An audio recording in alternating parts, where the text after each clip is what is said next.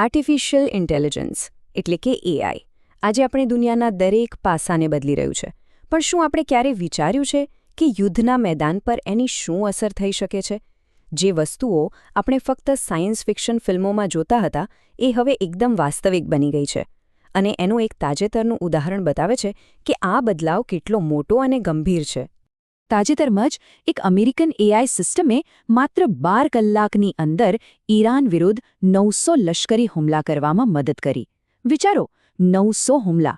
આ આંકડો એટલો મોટો છે કે જૂની પદ્ધતિઓથી યુદ્ધમાં આની કલ્પના પણ ન કરી શકાય. આ ઘટના યુદ્ધની સ્પીડ અને એના સ્કેલને એક નવા જ લેવલ પર લઈ જાય છે.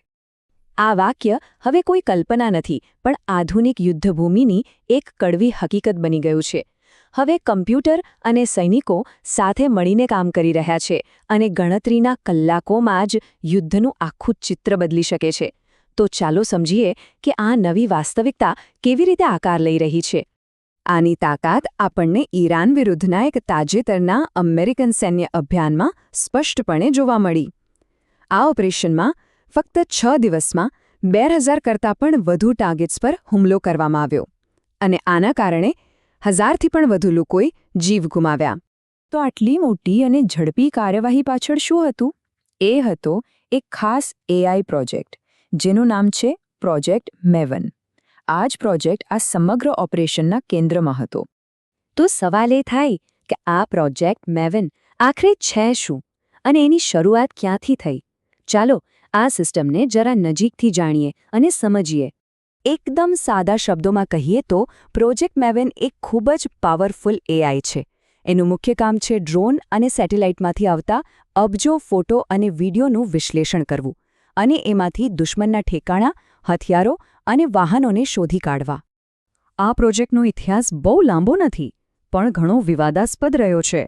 2018માં તો ગૂગલના જ 3000થી વધુ કર્મચારીઓ એનો વિરોધ કર્યો હતો. એમનું કહેવું હતું કે એમની ટેકનોલોજીનો ઉપયોગ કોઈના જીવ લેવા માટે ન થવો જોઈએ, જે ગૂગલના ડોન્ટ બી ઇવિલના સિદ્ધાંતની વિરુદ્ધ હતું. આ વિરોધને કારણે ગૂગલે પ્રોજેક્ટમાંથી પાછા હટવું પડ્યું. પણ સવાલ એ છે કે આ સિસ્ટમ આટલી બધી ચોકસાઈ અને અકલ્પનીય સ્પીડથી માહિતીનું વિશ્લેષણ કરે કેવી રીતે છે અને ટાર્ગેટ્સને કેવી રીતે ઓળખે છે? ચાલો એની કામ કરવાની રીત પર એક નજર નાખીએ. આ આખી પ્રોસેસને મિલિટરીની ભાષામાં કિલ ચેઇન કહેવાય છે.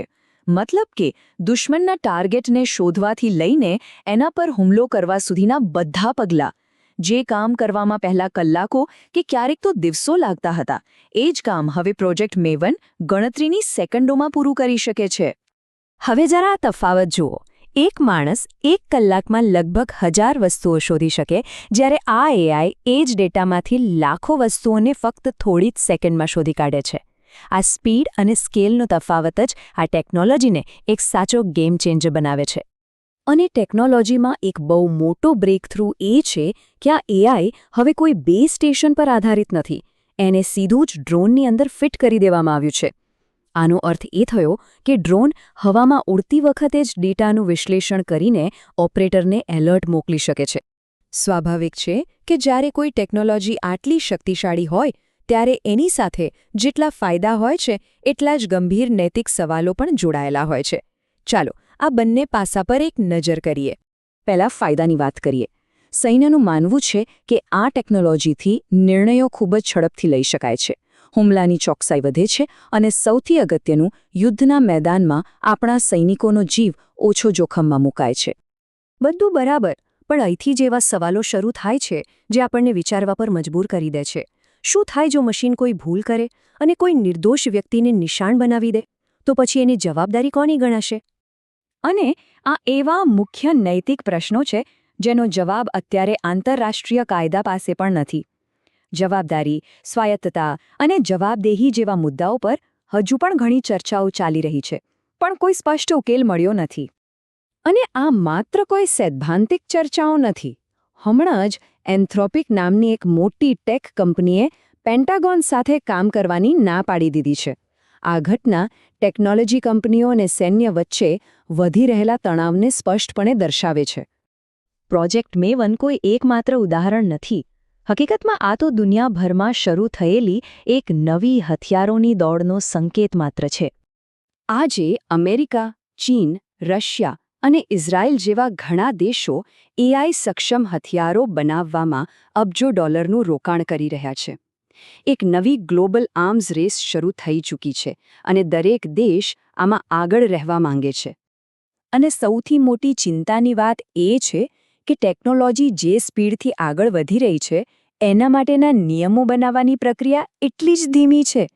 સંયુક્ત રાષ્ટ્રમાં ચર્ચાઓ તો ચાલી રહી છે, પણ આ ટેકનોલોજી તો અત્યારે જ યુદ્ધના મેદાનમાં વપરાઈ રહી છે.